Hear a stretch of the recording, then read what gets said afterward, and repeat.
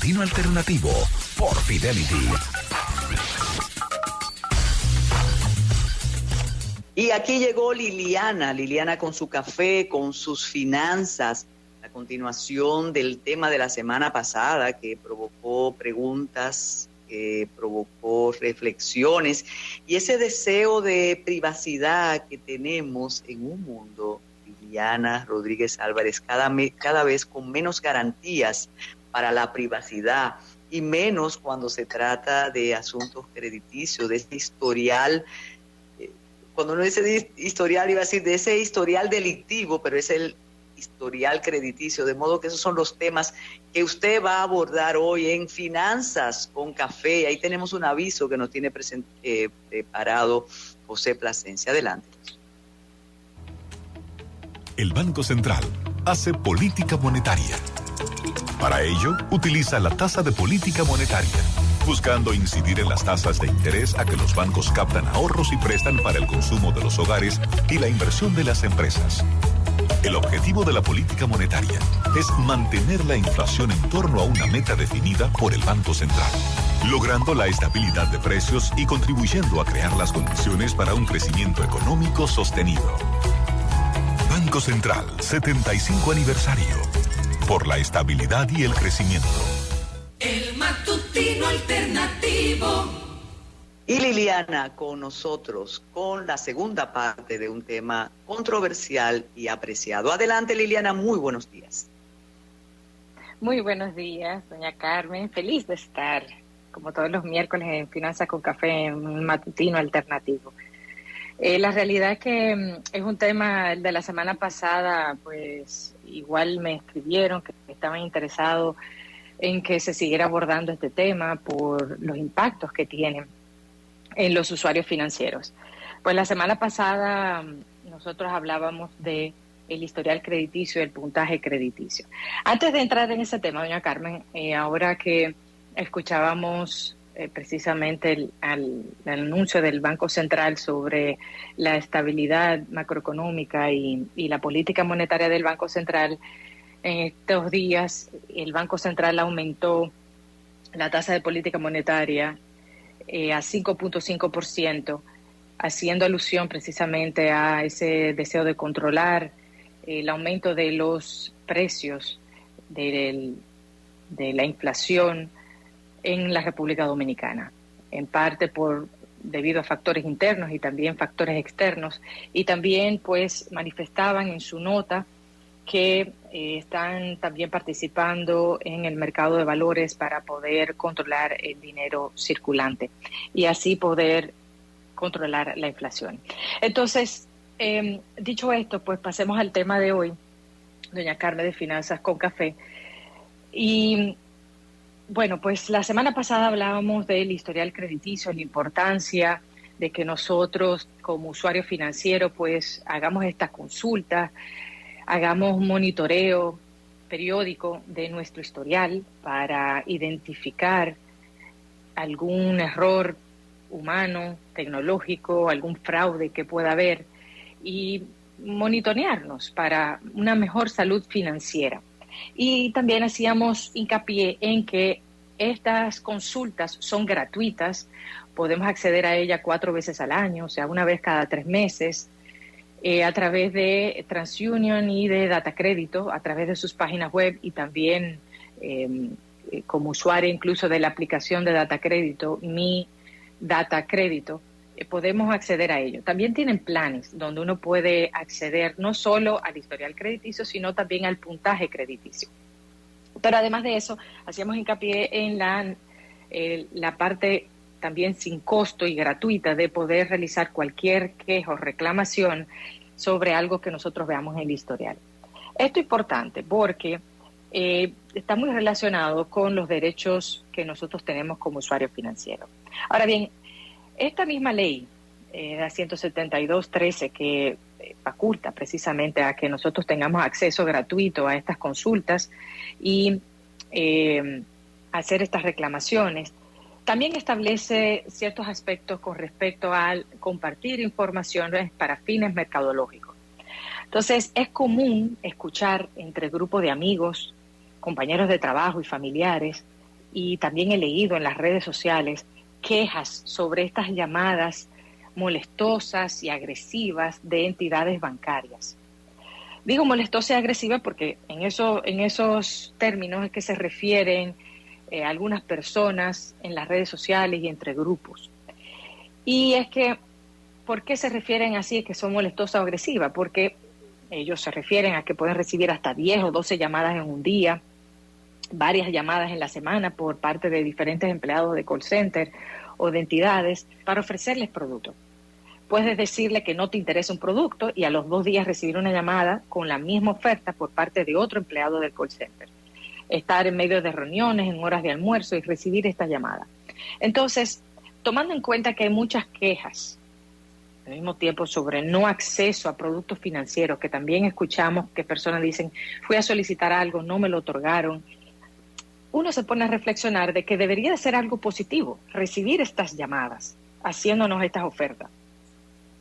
Pero si me llaman para ofrecerme una tarjeta de crédito, por ejemplo, y no me explican cuál es el costo de emisión de esta, ni cómo funciona, entonces no se trata de que la oferta en sí sea mala, es que no hay un análisis detrás, un análisis crediticio, un análisis financiero detrás para saber si ese usuario al que se le está llamando puede soportar otro crédito, puede soportar otra tarjeta, si puede pagarlo. Y además, se trata de que no hay un acompañamiento educativo para explicar el correcto funcionamiento del producto que se está ofreciendo. Las llamadas deberían ser para ofrecer el producto y saber si el cliente está interesado y luego hacer un análisis. Pero lo que ocurre ahora es que se otorga un crédito con estas llamadas. No sé si a usted le ha ocurrido, doña Carmen, pero cuando uno recibe una llamada, el guión es, le llamamos por ser un buen cliente. Se le ha aprobado una tarjeta de crédito de 100,000 pesos. ¿A dónde se la mandamos? O sea, ya te están llamando con una tarjeta que ya fue aprobada, que a dónde se la mandan. Solamente tiene que decirme qué dirección. La persona que llama, si está en necesidad, puede decir, bueno, mira, yo ahora mismo tengo que pagar tal cosa. Sí, mándamela, después yo resuelvo. Entonces, no hay un proceso de análisis detrás para saber si lo puede soportar. Y esto va muy relacionado también a la información que reciben estos call centers, que va muy relacionado a esta ley 172.13. Este tema, y voy a detallar un poquito más adelante esto precisamente, pero quiero comenzar diciendo que hay diferentes miradas a este tema, doña Carmen. Hay diferentes puntos de vista. Dependiendo de cómo usted lo mire. Escúcheme. Sí. Hay algunos prejuicios, y ya nos lo están diciendo. Primero que ese tema no se trata por, no sé, los temores, que sí, pero hay un detalle muy delicado, muy importante. Usualmente quienes te llaman de esos call centers, en ocasiones tú notas por el acento que no son con ciudadanos, con nacionales, y a veces eso irrita un poquito más, y eso lo están comentando algunos usuarios. Y una pregunta antes de los detalles: ¿quién regula eso? ¿Es la Superintendencia de Bancos? ¿Es el Banco Central? Porque la verdad, que a veces lo comentamos de manera graciosa, pero eso tiene todo un riesgo. Qué bueno que usted continúe abordando ese tema. Sí. Sí, y permítame hacer esta reflexión primero de las miradas y después vamos a la parte legal. Sí, que esa parte es importante. ¿A quién le corresponde velar porque esos aspectos se cumplan? Y debe de comenzar por las entidades bancarias, también pasa por las sociedades de información crediticia y también supervisión por parte de la Superintendencia de Bancos. Pero la parte legal, sí, vamos a abordarla en detalle para no hacer un comentario breve sobre la parte legal y abordar sus diferentes aristas.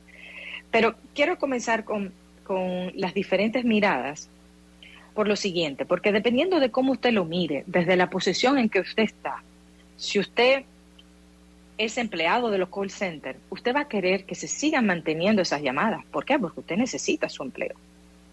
Las entidades bancarias necesitan realizar estas llamadas para hacer crecer sus negocios. Y entonces los clientes necesitan productos para sus finanzas, entonces quisieran que le hicieran esas ofertas. O sea que dependiendo de cómo lo miren, hay una justificación o hay una explicación. Pero lo que nosotros debemos hacer es de llegar a una solución beneficiosa para todos.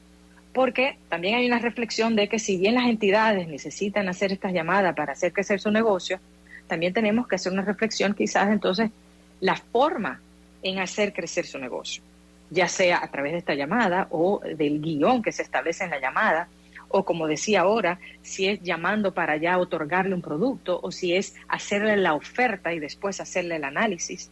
O sea que hay que llegar a una solución beneficiosa para todos. ¿Y por qué lo digo? Porque ahí está relacionado con el tema del sobreendeudamiento, que en una ocasión lo hablamos en Finanzas con Café. El historial crediticio, y por eso comenzaba la semana pasada a hablar sobre el historial crediticio, no se construye ni se recupera fácilmente, pero se destruye rapidísimo. El historial crediticio es importante ir construyéndolo desde el primer empleo que uno tiene. Comenzar a tener una cuenta de ahorro y que eso nos permita tener una tarjeta de crédito, obtener un préstamo. Pero desde el momento en que yo tengo muchas tarjetas de crédito, muchos préstamos que me hagan sobreendeudarme, que yo no lo pueda pagar, inmediatamente mi historial crediticio me va a afectar.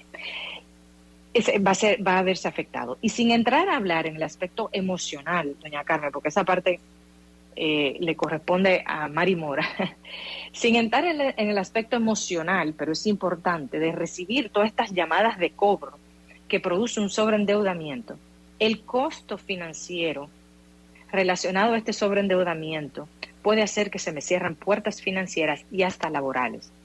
Entonces, como habíamos hablado en un momento, muchos de los, en aquella vez que tratamos este tema de sobreendeudamiento, de un estudio que hizo Fundación Reserva en el 2019, se reveló que el sobreendeudamiento por mal manejo de las finanzas, sobre todo se debía a un consumo excesivo de tarjetas de crédito, que es lo que más se ofrecen en las llamadas de mercadeo que realizan. Entonces, ahí hay una responsabilidad que las entidades deben de asumir, y ahí va relacionado un poco a la pregunta que hicieron de la parte legal, la responsabilidad que también tienen que asumir las entidades de intermediación financiera de protección al cliente. El tema de sobreendeudamiento es un tema neurálgico en tema de protección al cliente. Y de hecho hay iniciativas globales que se llaman The Smart Campaign, que luego se transfirió a la Social Performance Task Force, que son iniciativas globales a las cuales hay entidades que se han adherido para proteger al cliente. Y una de ellas es precisamente evitar el sobreendeudamiento, porque cuando te llaman a ofrecerte una tarjeta de crédito, no están viendo tu capacidad de pago, no están viendo si tú tienes un trabajo activo o no, cuánto tú ingresas, sino que tú recibes una lista mercadológica, una lista con datos de cédula, de nombre, y yo puedo consultar tu puntaje crediticio. No así tu historial, pero sí tu puntaje. Y si yo veo que tú tienes un puntaje elevado, yo te voy a llamar para ofrecerte un crédito. Aquel que no tiene ningún tipo de producto es raro que reciba llamadas. ¿Por qué? Porque no está dentro de esas listas. Entonces debe ser una preocupación para todos, no solamente una cuestión individual. Esta parte de las llamadas, del sobreendeudamiento, porque si mi compañero está mal, yo tengo que preocuparme. Si mi compañero de trabajo llega con una mala cara, preocupado, oye, por solidaridad, yo voy a preocuparme también. Pero también para el empresario, que un empleado esté sobreendeudado implica que no se va a concentrar igual, que va a reducir su productividad, porque caramba, no poder estar sobreendeudado, recibir llamadas, recibir hasta visitas, o sea, al final es un bien para todos, una salud financiera no individual, sino también colectiva. Entonces, lo que quiero, que con eso iniciaba, que dependiendo de cómo se mirara, pues podía haber una justificación, pero al final hay que tener un debate, desarrollar estrategias sobre esto para el bien colectivo. Nosotros mismos, cuando nosotros contratamos una tarjeta de crédito, un préstamo, cualquier producto o servicio, nosotros estamos autorizando a que se nos consulten en los buros de crédito y que compartan nuestros datos con las sociedades de información crediticia. Entonces, nosotros tenemos, que esa era la pregunta que había hecho el oyente, si a nivel legal nosotros estamos protegidos. Y lo estamos, y por eso es importante que los usuarios conozcan sus derechos. A ver, en la ley 172.13 está establecido que yo tengo que autorizar a la entidad financiera para que consulte mi historial, es decir, los productos que yo tengo actualmente y en los últimos 4 años. Yo tengo que autorizarlo para que lo realice, para que vean mi historial. Ahora, ellos sí pueden acceder con la lista de mercadeo que las entidades reciben de las sociedades de información crediticia. Ellos pueden acceder al puntaje crediticio, o sea, al score crediticio del cliente. Y en base a ese puntaje, las áreas de mercadeo de los bancos o los call centers también hacen esas llamadas. Entonces, cuando te llaman, le dice, usted es un muy buen cliente y le estamos autorizando una tarjeta de crédito. Pero ellos no saben en ese momento cuántas tarjetas de crédito yo tengo o si yo puedo soportarlas, sí o no. Entonces, las entidades, antes de solicitar o obtener un reporte crediticio, deben obtener la autorización del titular, un consentimiento expreso y por escrito del titular. Y tiene que guardar absoluta confidencialidad respecto al contenido de esos reportes y está prohibida su divulgación o su publicación. Ahora bien, esa misma ley tiene establecido unas excepciones, y es que tiene establecido que el usuario tiene que otorgar ese consentimiento para consultar el historial, excepto que no necesita un consentimiento expreso del usuario para que se compartan esos datos como listados mercadológicos. O sea que las sociedades de información crediticia, que es la que recibe toda esa información de las entidades de intermediación financiera, pueden compartir estos listados mercadológicos y enviárselo a las entidades para que ellos puedan, con estos puntajes crediticios, evaluar el riesgo y entonces hacer estas llamadas. Ahora bien, entonces, por tanto, la ley le da la capacidad a las entidades de tener esos archivos, de utilizar esos listados mercadológicos y hacer esas llamadas. Pero asimismo, nosotros también tenemos el derecho de prohibirlos y decir, no, yo no quiero más estas llamadas. Y ahí hay otra ley. Entonces, perdón, para terminar esta idea, yo puedo decir que no estoy interesado en recibir ninguna de estas llamadas que me están realizando.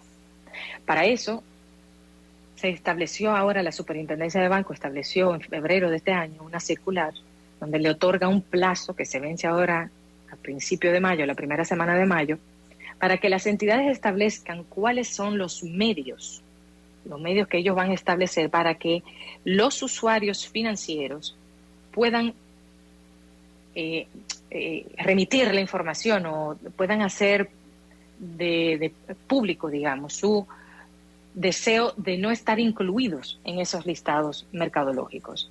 Tienen que establecer los medios por los cuales nosotros vamos a dar nuestro aviso, digamos, nuestra solicitud de que nos eliminen de esos listados mercadológicos. Y eso implica que cuando yo reciba una llamada de una entidad en la cual yo no soy cliente, yo voy a mandar, ya sea por correo electrónico o sea por un mensaje, un aviso, ya veremos los medios que va a establecer cada entidad para yo hacer, para dar a conocer mi solicitud de que me excluyan de ese listado. Ahora bien, eso para que me excluyan del listado de esa entidad en particular. El tema es que si me llaman de 10 entidades distintas, yo tendría que mandar esos 10 correos. Pero ahí vamos avanzando en ese sentido para que los usuarios financieros sepan que tienen ese derecho. Pero aparte de eso, de que nosotros tenemos el derecho a solicitarle a las entidades financieras de que nos excluyan de esos listados, también hay una ley, la ley 310-14, que prohíbe precisamente estas comunicaciones comerciales no solicitadas. A nosotros pues nos puede llegar, como le decimos, chequea tu spam, tus correos electrónicos no deseados. Estos correos electrónicos no deseados sin consentimiento nuestro que nos llegue Y nosotros entonces, en esa ley está establecido la 31014, que regula precisamente que eso sea considerado como un delito informático al ofrecer productos o la venta de productos sin el consentimiento de sus titulares. Entonces, tomando esto en cuenta, tomando en cuenta la ley 31014 y tomando la ley 17213, nosotros como usuarios estamos protegidos y tenemos que saber cuáles son los medios por los cuales nosotros vamos a exigir nuestros derechos financieros. Asimismo, como nosotros exigimos nuestros derechos para que nos expliquen, nos den la educación financiera para saber cómo manejarnos y tener una salud financiera saludable, valga la redundancia, nosotros sepamos cuáles son estos derechos y que al final todos estemos actuando con un mismo objetivo. Nosotros a partir de la primera semana de mayo, pues vamos a ver cómo está establecido, cómo lo establecen cada entidad, cómo dan a conocer estos diferentes medios. Y ellos, claro está, cada entidad debe de guardar una comprobación, una evidencia, en el momento que el usuario solicite ese bloqueo de sus datos, de esos listados. Nosotros tenemos ese derecho de exigirlo y yo creo que aunque nosotros podamos ir encaminándonos a hacer estas relaciones con cada uno, pudiera incorporarse también a las sociedades de información crediticia, a que ellos participen en este proceso y digan cómo puede mejorarse esa relación con el usuario para no estar incluido en esos listados mercadológicos o ver cómo se puede regular, porque decía, hay que ver, estas llamadas por sí solas no son malas, porque muchas veces uno ve que hacen productos, o sea, uno ve la publicidad en la calle y dice, mira, me convendría este producto y dejar el que yo tenga actualmente. Y muchas veces uno no sabe ni siquiera cómo acercarse. Pues mira, de repente te hacen una llamada, me interesa, ahora yo necesito saber cómo funciona. Entonces quizás las sociedades se pueden incorporar en ese proceso. Mire, usted sabe que la práctica y el deseo se funden, y aquí hay alguien que dice, esa ley es un chiste, la verdad que no funciona. Ojalá que después de escuchar a Liliana aprendamos a exigir su aplicación. Hay instituciones bancarias con las que nunca he tenido contacto y me llaman. Eso puede ser. ¿Qué dice Liliana? Sí, eso decía, o sea, realmente las llamadas, como se comparten esos listados mercadológicos con otras entidades, pues uno tiende a recibir llamadas de entidades con las que uno nunca ha tenido ninguna relación comercial. Porque las entidades están buscando nuevos clientes. Entonces, por eso decía también la forma de acercarnos al cliente, de dar a conocer los productos y los servicios, que no sea tan invasivo, que no sea tan insistente. Yo me he topado con casos que yo he estado en reuniones y en lo que estoy en reuniones, en un espacio de 4 horas, recibo 10 llamadas de seguido. Entonces, tú dices, bueno, me preocupo porque teniendo hijos, tú dices de repente, bueno, puede pasar algo, es del colegio que me están llamando o algo. Pero definitivamente, y uno escucha, o sea, yo en muchas conversaciones que he tenido, escucho muchas reflexiones similares a lo que hace el oyente. De que sí, muy bien, está la ley ahí, están haciendo las publicaciones para que la gente sepa cuáles son sus derechos y demás, pero en la práctica eso no pasa. Los usuarios están totalmente desprotegidos. Cuando van a las entidades no le explican, todo el mundo está rápido, las mismas personas que te atienden no conocen muy bien cómo son son los procesos, no te pueden orientar adecuadamente, hasta te hablan mal algunas veces, hasta las mismas personas. Sí. Entonces, realmente, por eso decía que es algo colectivo y debemos de hacerlo, porque cuando es una sola persona que va a una entidad, no tiene quizá tanto poder de que si son un grupo. Entonces, ¿qué ocurre? Y en eso también las redes han ayudado un poco, porque antes había un silencio absoluto. Por lo menos ahora también uno tiene un sentimiento de que en las redes uno puede encontrar mayor información y que uno puede expresar también sus quejas. Pero así como pueden ser positivas, pueden ser negativas, que hagan algunas quejas en las redes que no son adecuadas. Por eso es que digo que todo tiene que ser colectivo. Algunas veces las personas que trabajan en las entidades han dicho, bueno, nos hemos encontrado con quejas que son que no tienen fundamentos y que afectan que el riesgo reputacional de la entidad, que viene haciendo un gran esfuerzo. O sea, al final, esto es lo que conlleva a que hagamos una reflexión de cómo podemos mejorar el proceso. Porque si ese usuario se sintió desatendido, entonces veamos cómo podemos mejorar este proceso de forma tal que sea beneficioso para ambos, ni que el riesgo reputacional de la entidad sea afectado, pero tampoco que la salud financiera ni emocional del usuario sea afectado, del usuario, del socio, del cliente, ¿no? Sea afectado. Porque muchas veces uno puede entender que 1,000 pesos no es mucho. Bueno, 1,000 pesos para ti no puede ser mucho, pero para una persona con un ingreso de 30,000, 35,000 pesos, 1,000 pesos que le hagan de un cargo indebido representa bastante. Entonces, todo hay que relativizarlo. Ese tema ha sigue despertando interés, de modo que aunque la semana próxima ya tendríamos que hablar de las deudas del fin de semana largo, creo que podemos seguir. Gracias Liliana. Y por ahí viene Isidro Eduardo con Isicine. Así que muchísimas gracias, Liliana. Seguimos en sintonía. Un abrazo, doña Carmen. Claro que sí. Y antes de Isidro,